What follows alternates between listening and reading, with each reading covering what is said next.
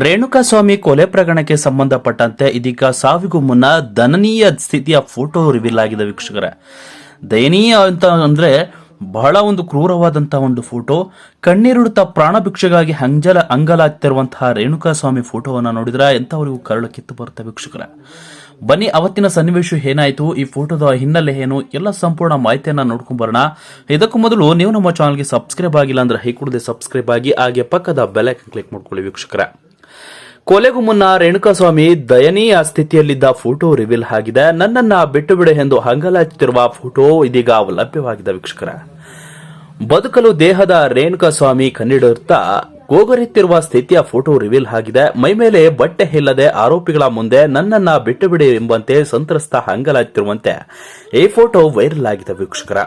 ಹೌದು, ಕೊಲೆ ಪ್ರಕರಣಕ್ಕೆ ಸಂಬಂಧಪಟ್ಟಂತೆ ಇದೀಗ ದರ್ಶನ್ ಅವರ ಗ್ಯಾಂಗ್ ಏನಿತ್ತು, ರೇಣುಕಾಸ್ವಾಮಿ ಅವರನ್ನ ಕಿಡ್ನಾಪ್ ಮಾಡಿಕೊಂಡು ಕರ್ಕೊಬಂದು ಇದೀಗ ಪಟ್ಟಣಗೆರೆ ಶೆಡ್ನಲ್ಲಿ ಕೂಡಿ ಹಾಕಿ ಆತನಿಗೆ ಚಿತ್ರಹಿಂಸೆ ಕೊಟ್ಟು ಮನಬಂದಂತೆ ಥಳಿಸಿ ಆತನ ಸಾವನ್ನ ಇದೀಗ ಕಣ್ಣಾರೆ ಈ ಒಂದು ದೃಶ್ಯ ಸೆರೆ ಆಗಿರುವಂತದ್ದು ಸಿಸಿಟಿವಿಯಲ್ಲಿ. ಆದ್ರೆ ಇವತ್ತು ಲಾರಿ ಹಿಂಭಾಗ ಇರುವಂತಹ ಒಂದು ದೃಶ್ಯದ ಫೋಟೋ ಇದೀಗ ವೈರಲ್ ಆಗಿದೆ ವೀಕ್ಷಕರೇ. ಪ್ರಾಣ ಭಿಕ್ಷೆಯನ್ನ ಕೇಳಿದ್ರು ಕೂಡ ಈ ಒಂದು ಡಿ ಗ್ಯಾಂಗ್ ಕ್ರೂರತನದಿಂದ ಯಾವತ್ತೂ ಕೂಡ ಆಚೆ ಬರಲಿಲ್ಲ. ಯಾಕೆಂದ್ರೆ ಆ ಕ್ರೂರತನ ಇನ್ನೂ ಹೆಚ್ಚಾಗ್ತಿತ್ತ ಹೊರತು ಕಡಿಮೆ ಆಗ್ತಾ ಇರಲಿಲ್ಲ. ಆ ರೀತಿಯಾಗಿ ಹಿಂಸೆ ಕೊಟ್ಟು ಈತನನ್ನ ಕೊಲೆ ಮಾಡಿದ್ದಾರೆ ವೀಕ್ಷಕರೇ. ಇವತ್ತು ಆ ಫೋಟೋ ನೋಡಿದ್ರೆ ಅವರ ಕುಟುಂಬಕ್ಕೆ ಏನಾಗುತ್ತೋ ಗೊತ್ತಿಲ್ಲ ವೀಕ್ಷಕರೇ, ಅಷ್ಟು ನೋವನ್ನ ಪಡ್ತಾರೆ.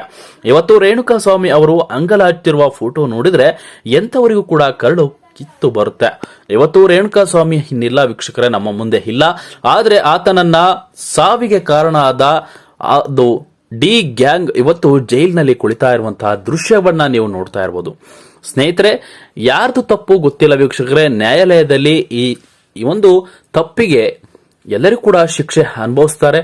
ಸೊ ಅದು ಕಟ್ಟಿಟ್ಟ ಬುದ್ಧಿ, ಅವರ ಮಾಡಿದ ಕರ್ಮ ಅವರೇ ತಿನ್ಕೊಂತಾರೆ. ಸೊ ಇವತ್ತು ರೇಣುಕಾಸ್ವಾಮಿ ಅವರ ಒಂದು ಏನು ಅಂಗಲಾಚಿ ಬೇಡುತ್ತಿರುವ ಒಂದು ಫೋಟೋ ವೈರಲ್ ಆಗಿದೆ. ಸೊ ಈ ಫೋಟೋದ ಬಗ್ಗೆ ನಿಮ್ಮ ಅನಿಸಿಕೆಗಳನ್ನು ತಿಳಿಸಿ ಅಂತ ಹೇಳ್ತಾ ಈ ವಿಡಿಯೋನ ಮುಗಿಸ್ತಾ ಇದ್ದೀನಿ ವೀಕ್ಷಕರೇ. Thank you.